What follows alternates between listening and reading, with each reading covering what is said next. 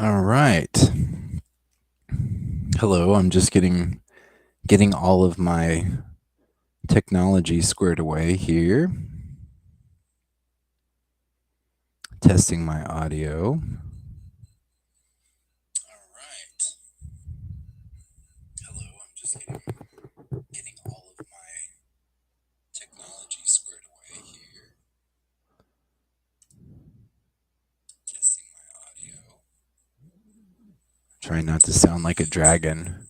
Try not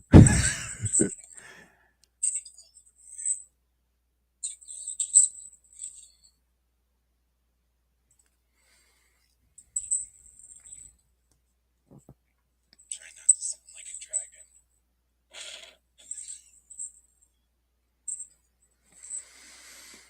Okay. I think I'm okay. I think I'm good. Welcome everybody to this monthly live stream check-in. It's kind of a new thing that I'm trying. A couple months ago, I did the first one. Last month, of course, I had a nice long conversation with my collaborator and Stephen King super collector, Noah. And those videos are both on the channel in a particular playlist called Live, I believe. Let me see if I can. Yes. Oh, it's not a playlist. It's just under the live tab. You can see the previous videos if you're interested, if you're so inclined. Anybody who's here, of course, feel free to pop a comment or a question in the chat, and I will be happy to engage with that and try to answer any questions to the best of my ability. But starting off, I thought I would talk about what I am reading and or listening to at this particular moment in time. So I had been reading a copy of Wanderers. Let's see. Author just Wanderers, first edition. Chuck Wendig. That's right. Um, I've been reading a copy of The Wanderers or Wander. Wait, is that right? No, that's not right. Oh my goodness.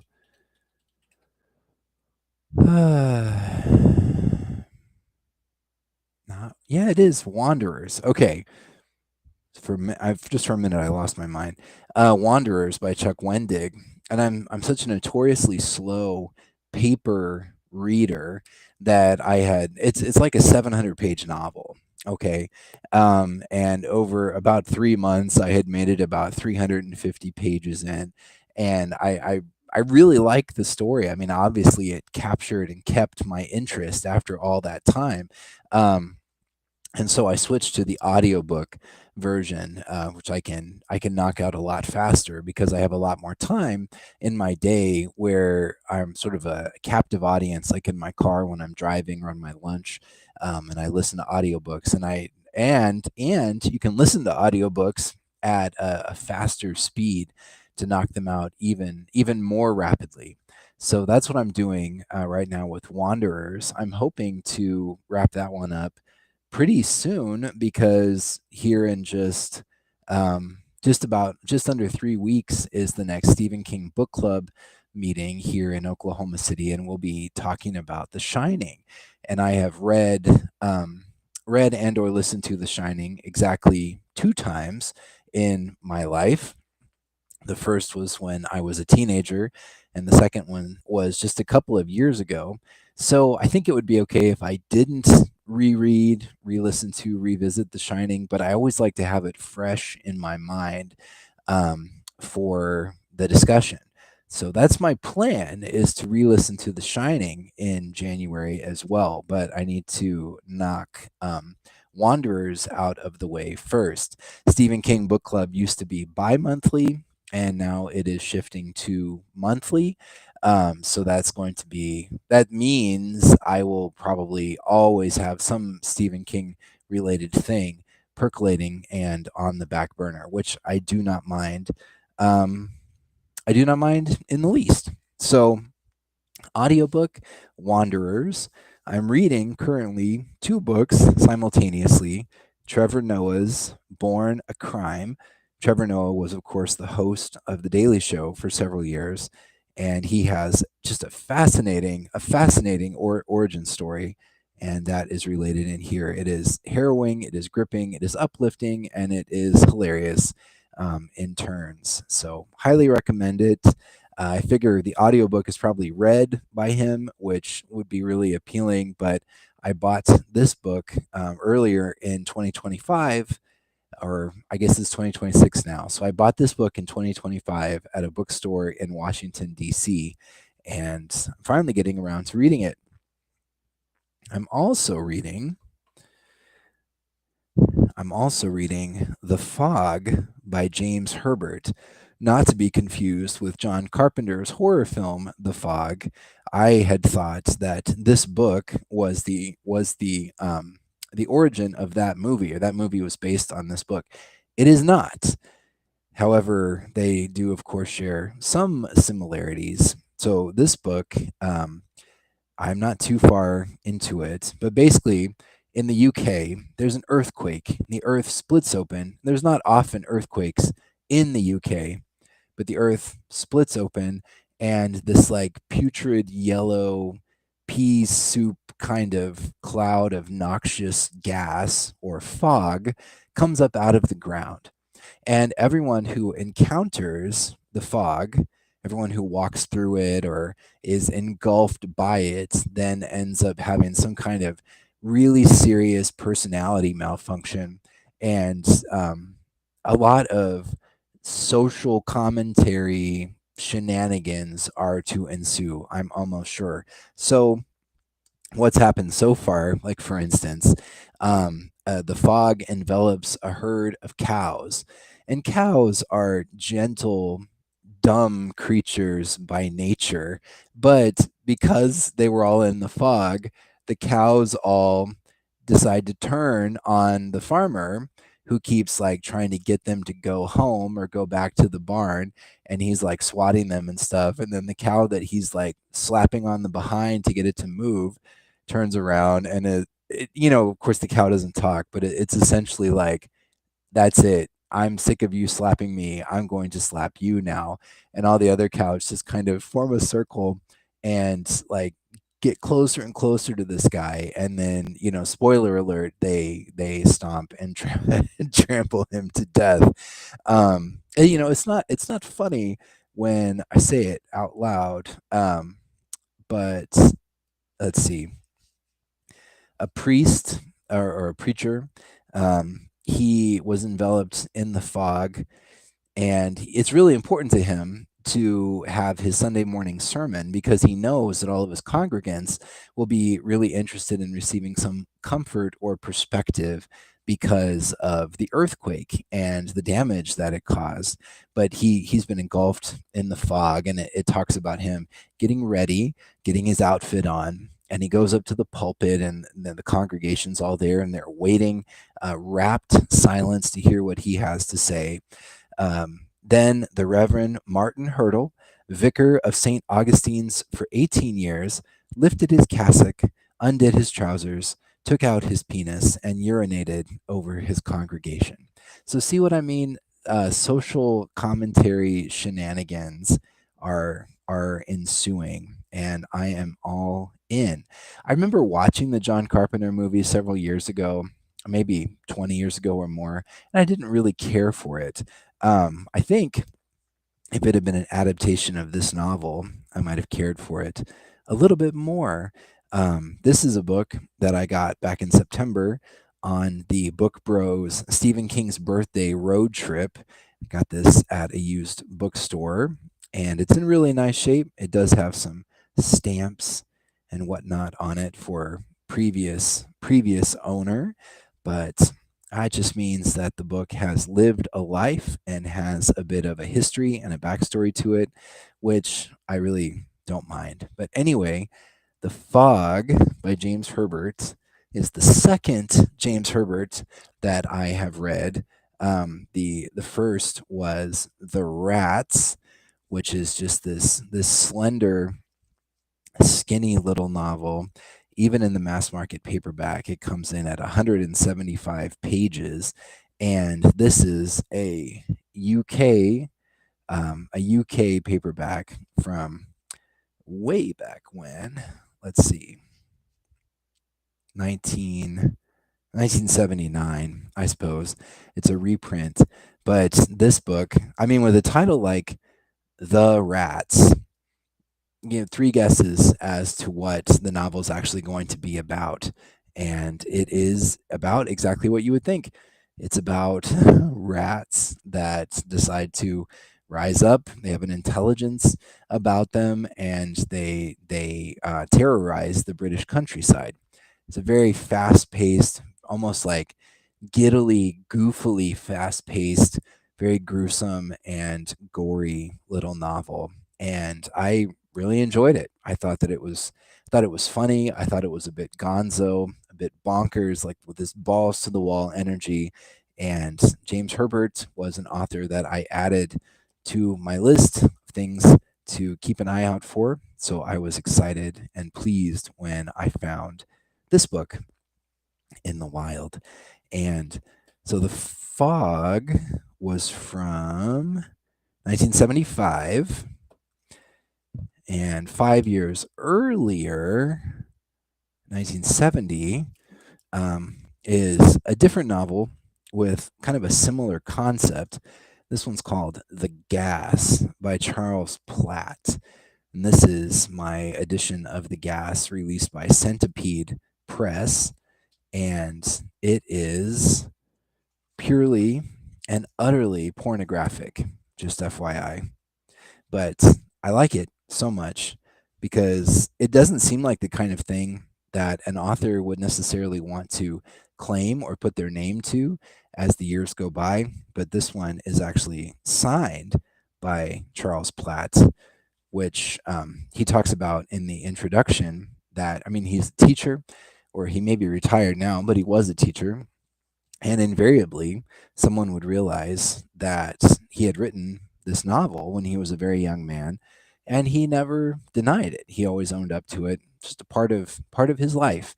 He didn't use a pseudonym; it's his actual name. And if you've seen some of the things that Noah posts about on Facebook, he's a huge Dean Koontz collector, one of the preeminent Dean Koontz collectors in the world.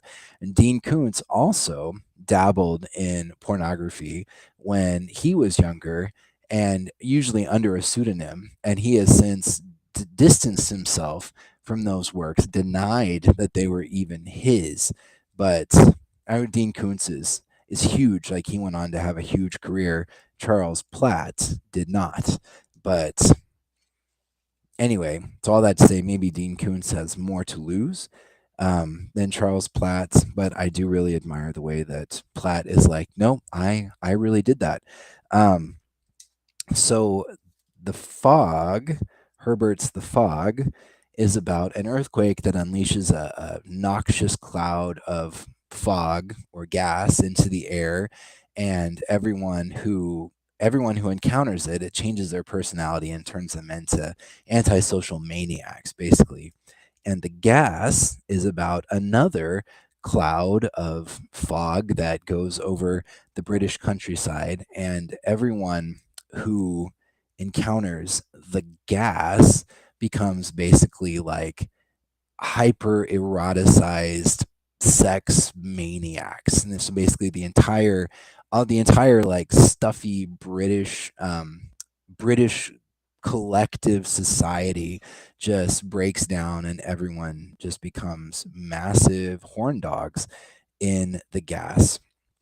And Platt, in the introduction, talks about how, a lot of times in pornographic novels or movies, the motivation for the sexual encounter is usually so paper thin and flimsy as to be ridiculous and laughable. So when he was tasked or accepted the task of writing his own pornographic novel, he he wanted there to be something deeper, some kind of deeper motivation that would cause the people to do what they were doing.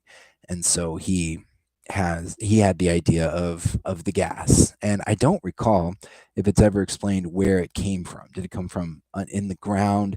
Was it like a military leak, something that got out that wasn't supposed to? Anyway, 1970, the gas, 75, the fog, and while I'm at it, I can't help. So 70 the gas, 75 the fog, and 1980 the mist. So I have this in my collection, which I just realized today. I have this sort of spiritually related, at least in title, the fog, the gas, and the mist. So I think, I don't know, there's no greater significance to that, but the idea of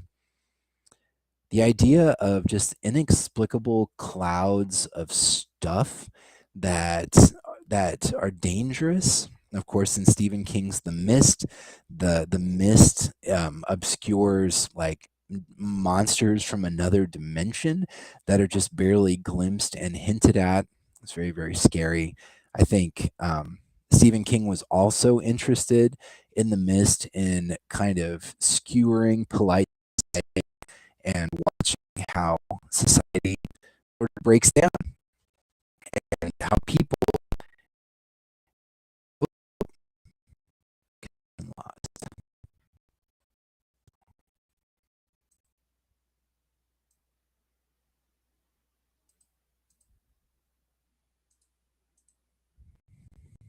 Hello?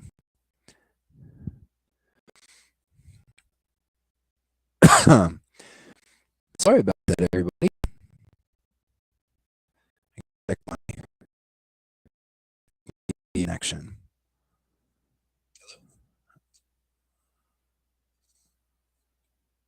All right.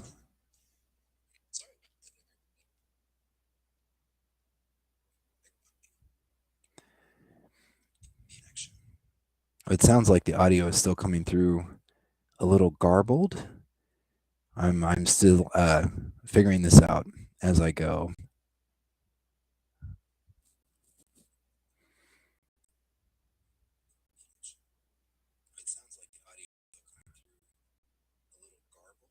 Okay, we might be back in.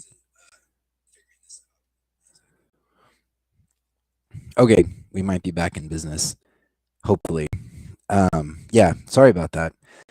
So, anyway, yeah, society breaking down. Stephen King is interested in that. In the mist, to what happens when people are confronted with this like inexplicable force. And I think, for my, the mist is one of the best of this ID novella.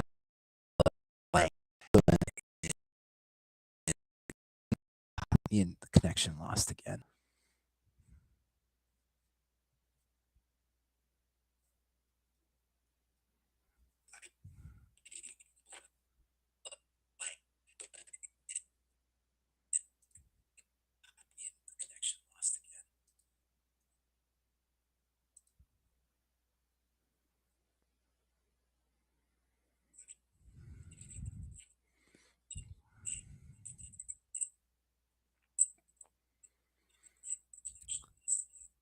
Sorry about the technical difficulties, folks.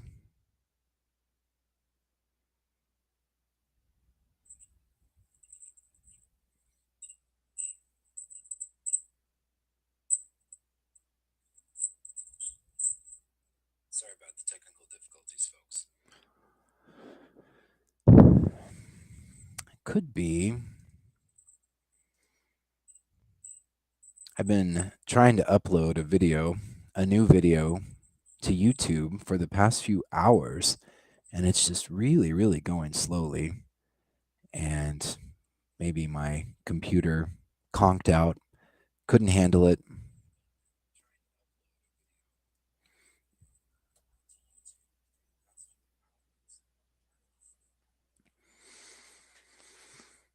I always try to close down anything that might use up my computer's limited brain power while I'm doing something like this. But okay, I'm going to keep going. I'm going to regather myself. I'm going to regroup. To apologize for the technical difficulties. So, also recently wrapped up a reread of Robert McCammon's Swan song. This is something that I alluded to a couple of months ago that I was going to do this. Swan song, for my money, was deeply inspired by The Stand, deeply and obviously inspired by The Stand. Excuse me. So the idea was, since I recently reread The Stand and took copious notes for a multi-part review series, that I would reread Swan Song as well, and then compare and contrast the two. And this is a chunky boy. This is a big one, but I did finally finish it. And my video comparing, contrasting, and rating against each other, Swan Song and The Stand, is forthcoming. Just FYI. I also have a couple of upcoming review videos. The third part of The Stand, which will wrap up that novel.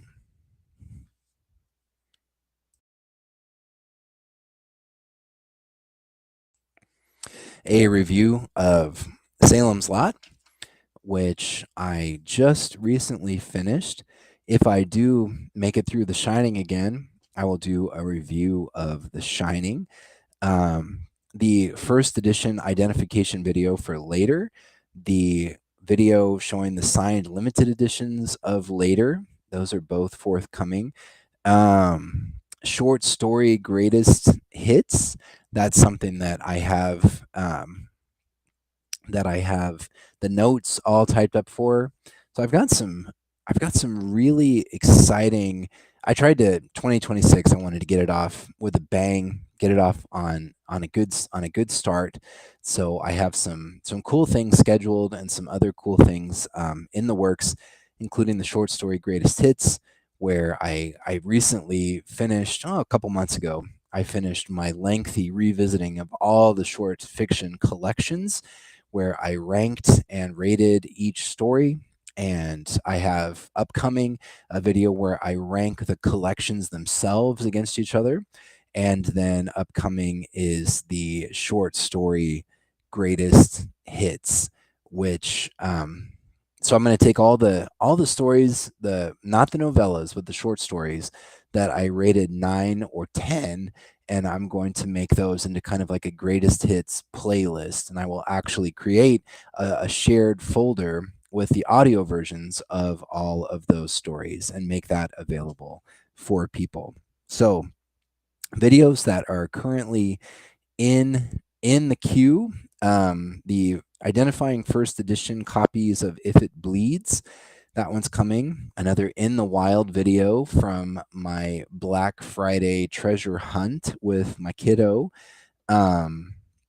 A video dedicated to the Taschen 2-volume set, all about Stanley Kubrick's The Shining, is forthcoming.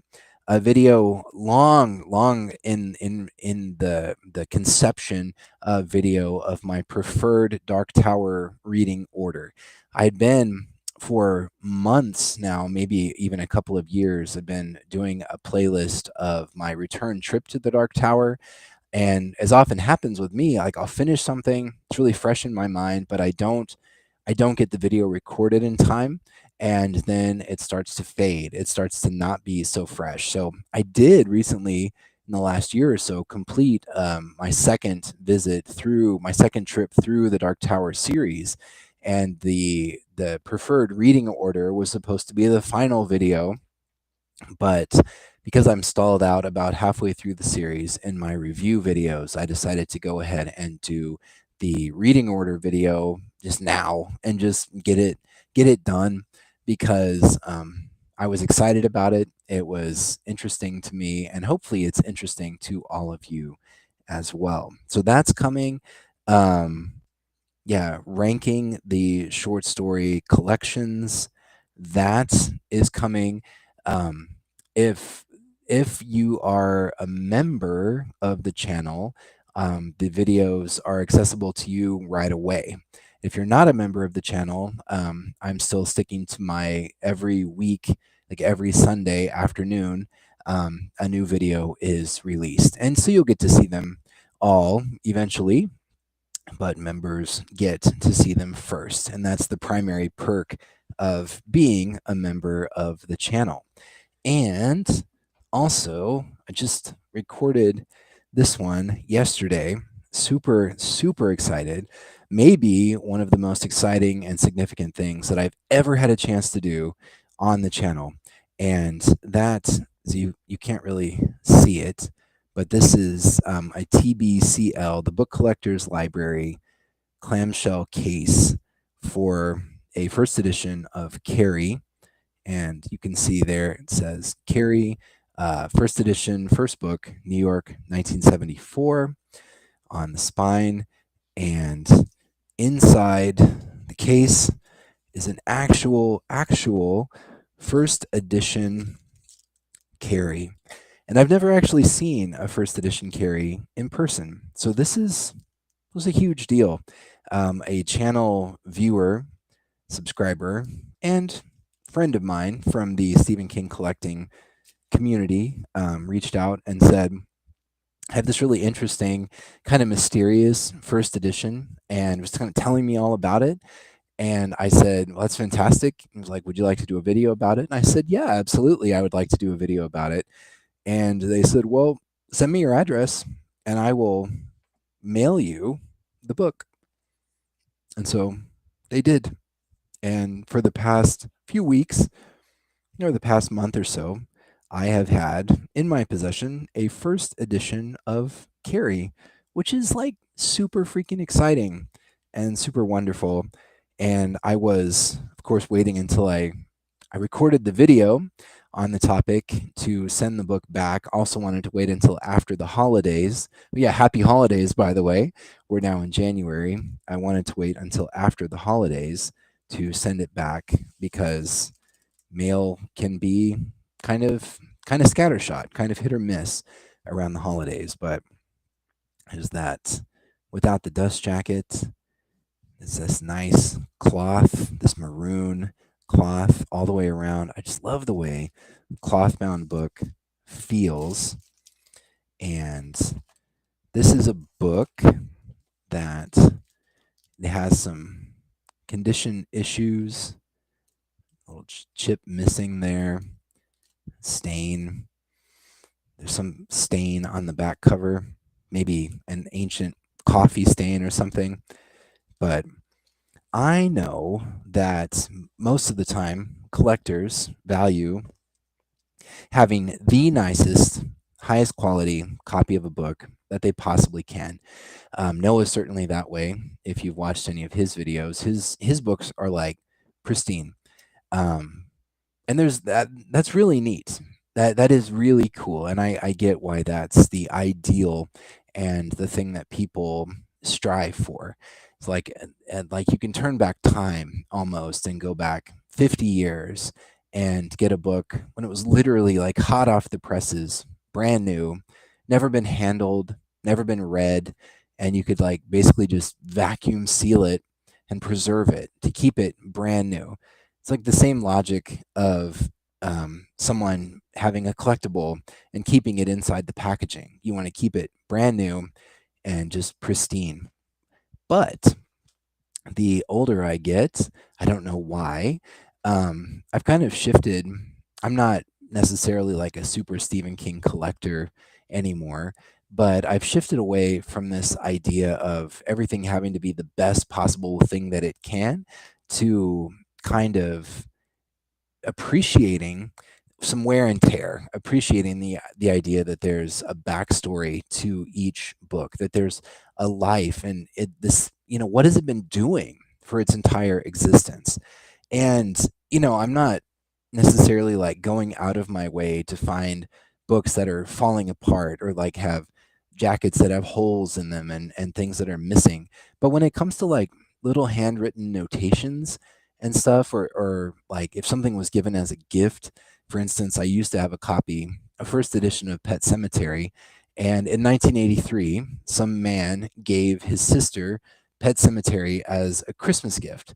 And he had written in it like "Merry Christmas to my sister, love forever, whatever, 1983." And from a collector's standpoint, I get why that would be a drag, maybe even a deal breaker.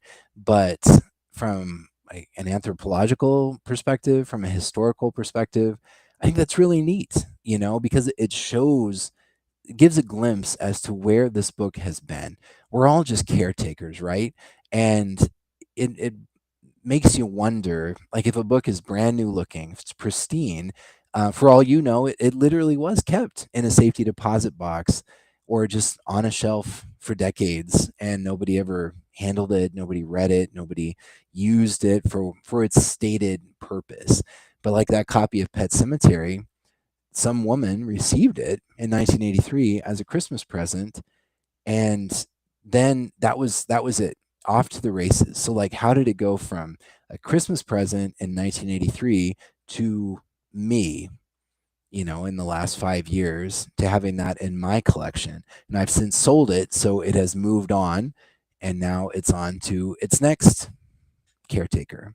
That it's fascinating to me. I almost like wish that each used book would come with a little slip of paper or something, like a library, like an old school library checkout card, where it would say, like, it would have the owner's name and the date range, like acquired on this date, forwarded or donated, sold, whatever, on this date.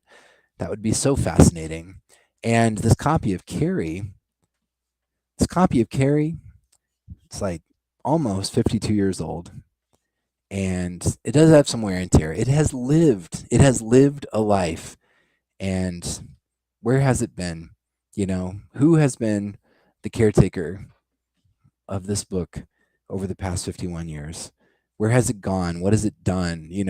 It's who has owned it? Whose life has it been a part of? It's fascinating.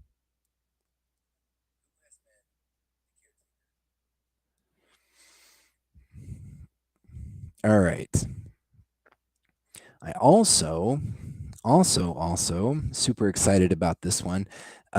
So my a couple of years ago, PS Publishing was PS Publishing in the UK is fantastic in terms of reliably producing and releasing Stephen King titles. I mean, other publishers sometimes take quite a while to bring their books to market, but PS is very, very reliable. And a couple of years ago, it was really exciting because they announced that they were doing a signed, limited, illustrated edition of different seasons, and that was very, very significant because different seasons, in my mind, was probably the greatest Stephen King book that had yet to ever receive any kind of signed limited special edition. So the PS limited edition, first in the world, and is this beautiful artwork, profusely illustrated slipcase. So here's the dust jacket, Stephen King on the back, um, and in the PS tradition, illustrated boards. I mean, every place they can pack illustrations in, illustrated end papers, they pack illustrations in. So if you're a fan of lots of illustrations in a special edition, then PS Publishing is the company for you. Anyway, the illustrator of this, Eli John, there's the signature page with his signature on it. Eli reached out to me. I didn't reach out to him. I never, ever in a million years would have thought to do this, but Eli reached out to me and he said, I'd like to do an interview about this experience, and I would like for you to be the one to do the interview. and feature it on your channel." And I was delighted. I was nervous. Eli lives in the UK, so we had to figure out a time. I think it was like 11 a.m. my time and 4 p.m. his time. That would work well for both of us, kind of be middle of the day. And I came up with a long list of questions. We had a great conversation, and I released that as a video all about his experience in illustrating different seasons, how he went about getting familiar with the stories, deciding what exactly he would illustrate, how he would illustrate it, the process of being selected for different seasons. So I don't think that Eli ever met Stephen King or directly communicated with him, but Stephen King at some point did have to give the thumbs up of approval for Eli to illustrate different seasons. So Stephen King at least was aware of Eli's work, which is really, really neat. And Eli has since gone on. He's kind of parlayed his success with different seasons into his own fine press, which I'm sorry that I don't know exactly how to pronounce it. Nepenthe, Press, but he's doing fantastically well. But what I was extra excited about from Eli, so this is the numbered edition, and PS does usually 1,000 copies of the numbered edition, which means that Eli had to sign his name 1,000 times on 1,000 separate pieces of paper. And then they do like the creme de la creme, cream of the crop, usually $2,000, $2,500 lettered edition, which is limited to 26 copies worldwide. And my collaborator Noah has a subscription with PS. So every numbered, every lettered edition that comes out, he is in the queue to purchase one of those, which is fantastic. So like he can show those, and he does, and he loves showing them and talking about them, and I can put those videos on the channel. But what was really, really, really cool, and I just got the video the other day, and so I'll edit it, and that will be coming to the channel, is a video of Eli showing his personal copy of the lettered different seasons, a copy of a book that has his name, his signature, right underneath Stephen King's signature on the same signature page. And I guess Stephen King gets copy 1 of the lettered, and Eli ended up with copy 2. So right up there with the first edition Carrie, the mysterious first edition of Carrie that will be featured in an upcoming video. It's just my incredible honor to be able to feature a video of Eli showing and talking about his lettered different seasons.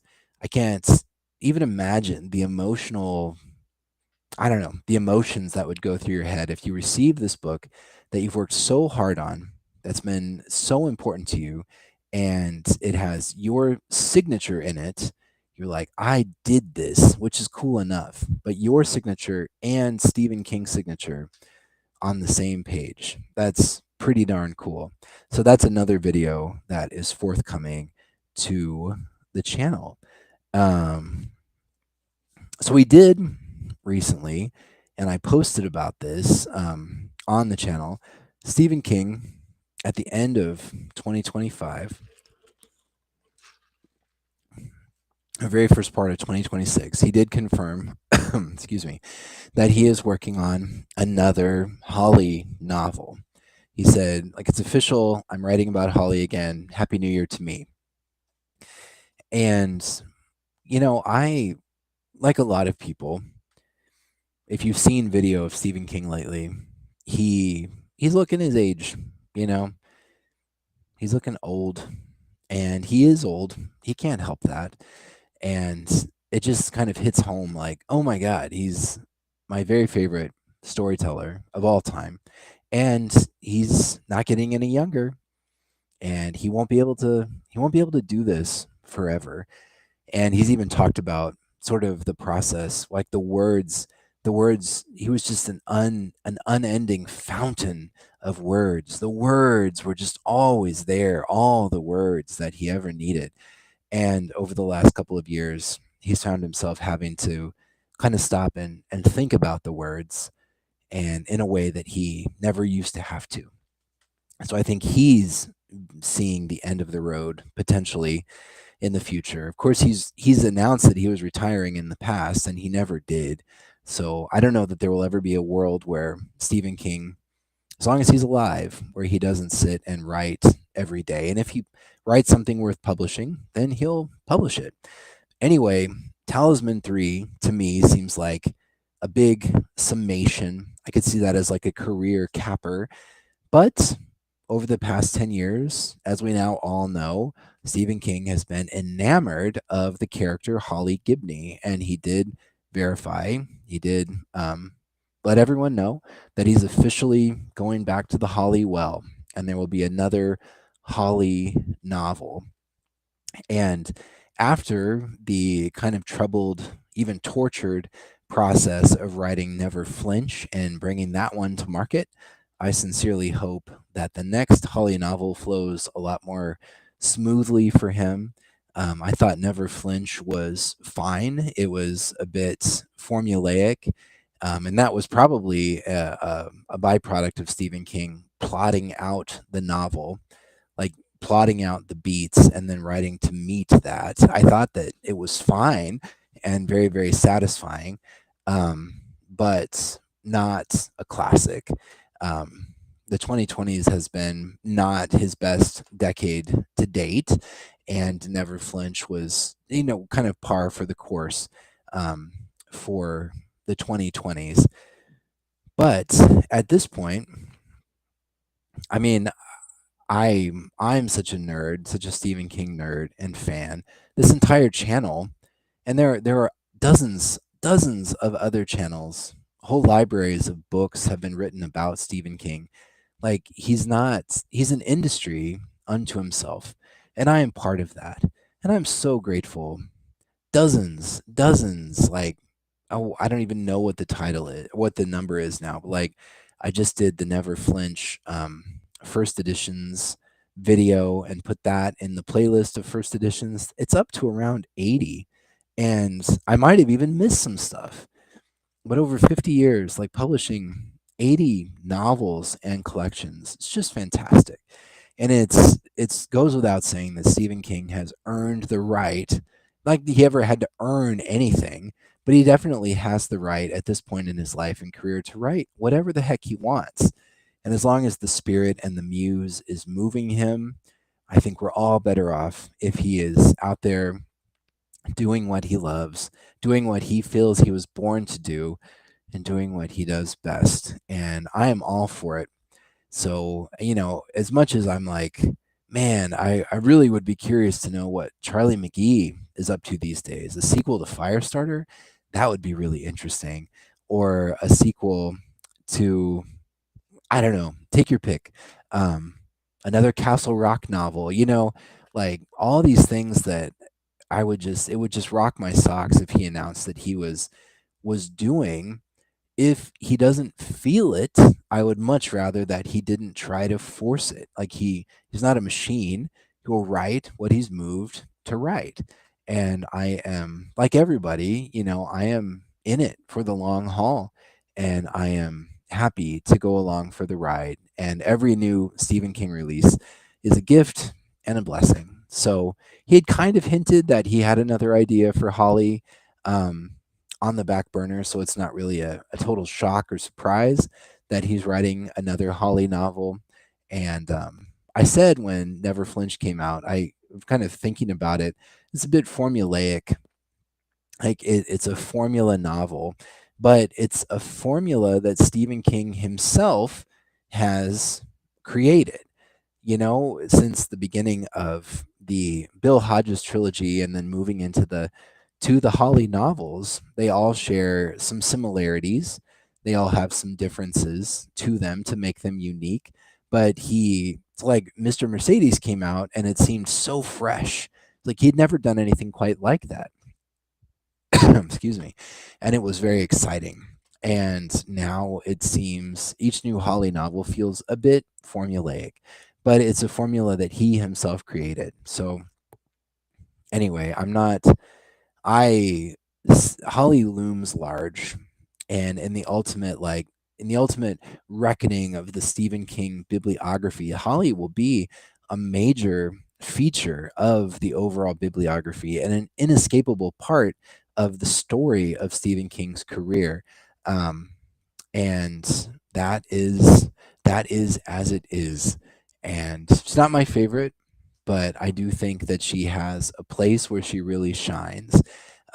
In Holly, when she was sort of the main focus, and she was like the whole novel rested on Holly's shoulders, I thought that it was pretty terrible, to be honest. The villains were by far the best part of the novel, Holly, but Never Flinch has a larger cast, an ensemble, and Holly is more of like a main supporting player, which I think is really her sweet spot. So I liked Never Flinch more than I liked Holly, even though Holly had truly inspired fantastic villains, which I really enjoyed. So let's see. Thank you to everyone who's hanging out with me today. I do plan to make this a monthly feature, the first Sunday of every month. Just me kind of getting on here and rambling, and hopefully not having technical difficulties like I did earlier today. Um, so, one cool thing that happened over the last month, I don't know if you heard about it, but The Shining, Stanley Kubrick's The Shining, was re released in IMAX, which was really exciting. I've seen The Shining multiple times, never seen it in a movie theater, certainly never seen it on IMAX, and it was almost overpowering to see it on that giant screen. And what really stood out to me, what was really interesting, is how much easier it was to notice all of the detail stuff. Like I had seen, for instance, the interview scene at the beginning with Allman and Jack, and was very familiar with the beats of like how they said things and their expressions of the actors. But on the IMAX screen, I could see like everything, all the detritus on Allman's desk. I could see, ashtrays and just little knickknacks and stuff, and textures and things that I had never noticed before. And of course, the music and the sound in IMAX was just massive. It was just huge. So if you ever have the opportunity to go see The Shining in the theater, or particularly in IMAX, I highly recommend the experience, because while the movie was very familiar to me, it was also kind of like seeing it for the first time. I noticed a lot of things that I had never noticed before. And as always happens when I watch The Shining, it kind of lingered in my memory, and it got me kind of going down this rabbit hole, of which, my goodness, are there shining rabbit holes out there? Some of the analysis of the movie is just to the point where it's insane. It's almost like this is crazy. There was a documentary several years ago. I think it was called Room 237, and it just went into this insane, minute, microscopic detail about analyzing the so-called hidden messages in the film, or the decisions that were made in editing that gave the film, this meaning or that meaning, or whatever. I actually didn't finish that. I didn't find it enjoyable. Um I found it just kind of unsettling. It made me feel uneasy, because I was just like, "Oh my god, the level of obsession that went into that." But I have found a couple of really interesting websites over the past month or so that have some pretty deep dives into Shining analysis that I learned a lot from. And one is, let me see, idylopuspress.com, idylopuspress.com. So that one has some really interesting commentary, and then also collative learning, COLLATIVE LEARNING.com, has like a 19-part series of analysis on The Shining. And there were a lot of things in those analysis that like really stood out because they're true. They're obviously like, oh, this thing that's in the film that I never noticed, and then I read that and suddenly I noticed it, and I keep noticing it. Like for instance, so when the Torrance family comes back to the Overlook and for closing day, and Allman and his second in command are kind of like walking up through the lobby, and Jack is sitting on a chair and he's reading a magazine. And I never noticed before, but now it sticks out to me like a sore thumb. The magazine that Jack is reading is Playgirl magazine, which seems like a really, really odd choice. Did he bring that with him? And is he sitting there reading Playgirl magazine that he brought with him?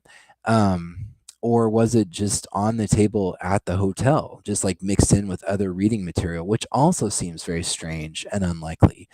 And but according to the analysis, that particular issue of Playboy featured on the cover a blurb about a story in the magazine related to incest. So suddenly that might be like a little clue that Kubrick puts in that maybe there's some kind of sexual abuse happening between Jack and Danny. And that was an aspect of the film that I had never considered before.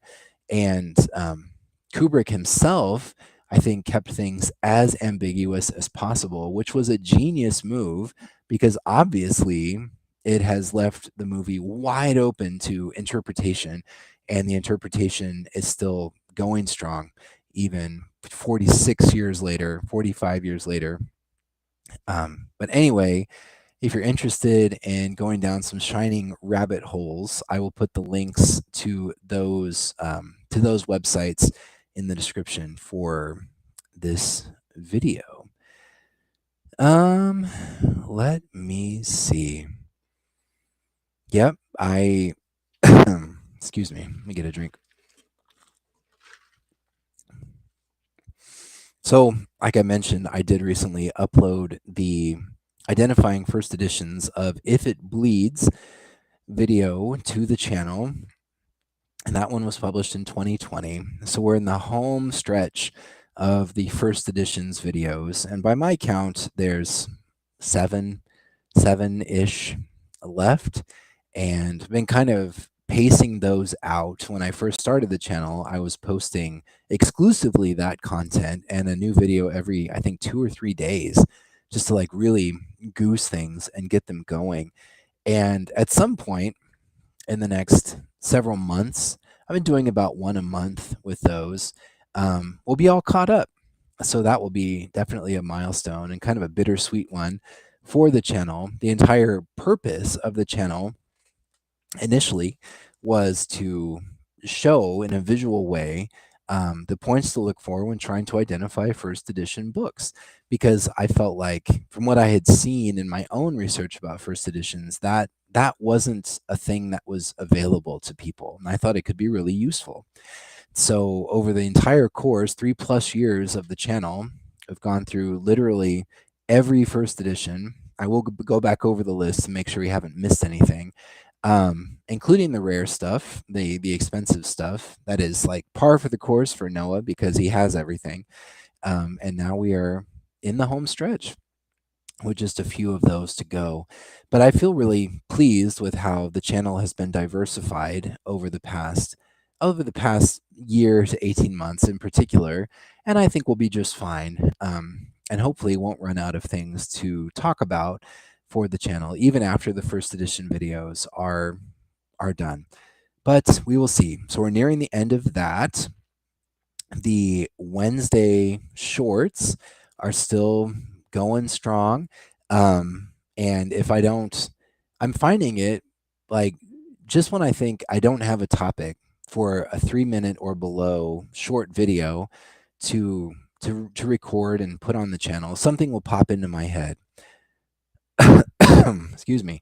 And with the short videos, since they are short, they're 3 minutes or less. I feel much more open and free to just like, this is just a really random kind of little thought and aside that I wouldn't feature in an entire main video because it's not enough.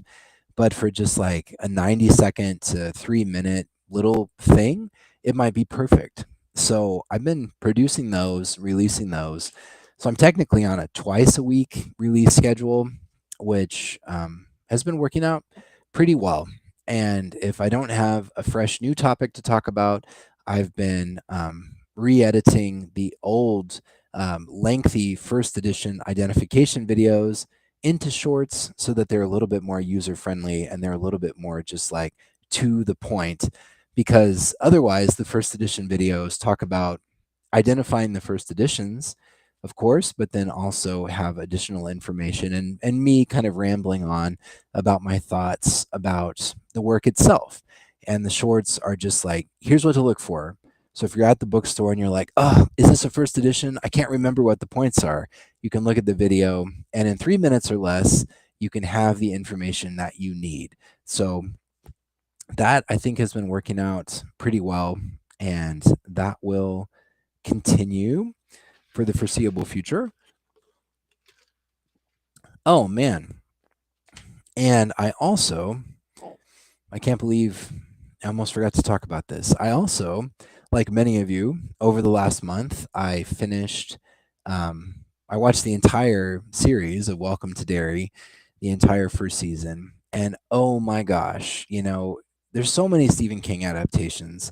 And more often than not, they are honestly not that great, or they're problematic, or they're flawed to the point where serious Stephen King fans are like, what the heck was that?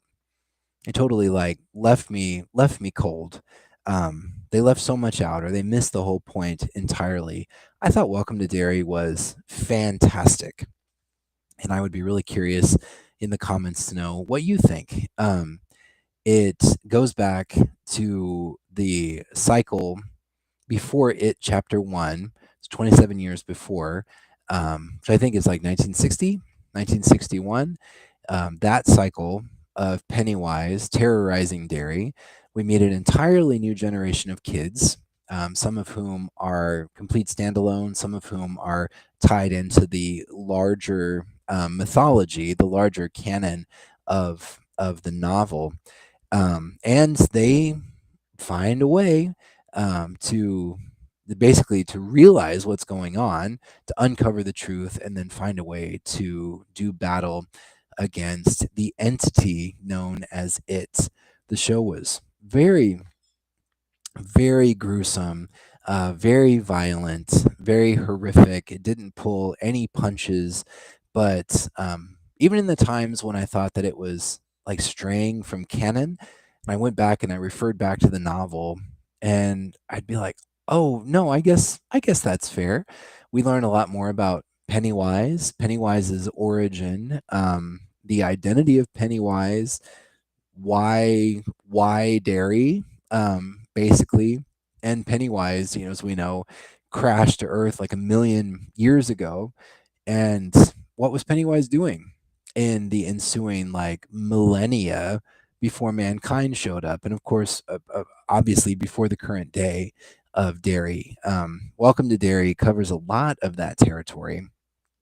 And I think each season, because the novel itself has these historical interludes that look back into major catastrophic negative incidents from the cycles of Derry's history. And this cycle, Welcome to Derry season one, I don't know that it centers around, but it features the fire at the Black Spot, which is just one of the most brilliant and also harrowing, any type of film scene that I've ever seen. And knowing that it was coming, it was full of dread. It was like sick to my stomach. So I've seen so much horror, and so much of the horror of regular life, that usually books and movies don't really scare me per se. I don't usually have nightmares. I can watch something, read something pretty atrocious, and then just go to sleep and sleep fine and not have any dreams about it. But there are some things, even now, like people getting caught in tight spaces, like the movie The Descent from 20 some years ago. It's about cavers who branch off and get into some unexplored network of tunnels in this cave system, and they start getting stuck or like having a really hard time getting through. Oh my God, that like I had like a visceral reaction to that. And knowing that the black spot was coming and then the actual scene of the black spot like really, really unsettled me and got under my skin. I didn't have nightmares about it, but it's probably the closest thing that I have now as a jaded adult to like a legit fear reaction to film or books like I used to have, like everyone has when they're little. I don't really have that anymore, but the black spot gave that to me. I also got that when I was listening to Cujo, when I was revisiting Cujo and knowing where that one was going and how it ended. Definitely had that kind of visceral fear reaction to that as well. But anyway, if you haven't seen Welcome to Derry, I highly recommend it.